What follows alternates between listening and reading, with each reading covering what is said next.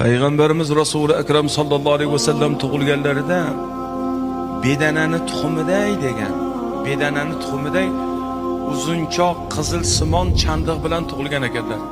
Ichida Muhammadur Rasululloh degan yozuq bor ekan.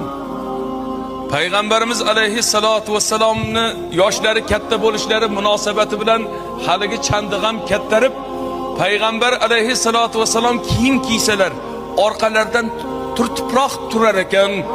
Hazrat sahobalar aytadilar, payg'ambarimizni orqalaridan tunda yursak, orqalaridan yurardik, payg'ambarlik muhridan chiqayotgan yorug'liq yo'llarimizni yoritib turardi deydilar.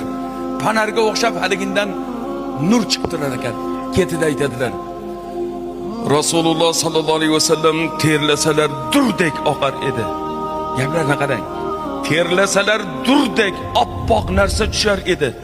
Uning hidi misk hidlaridan xushbo'yroq edi.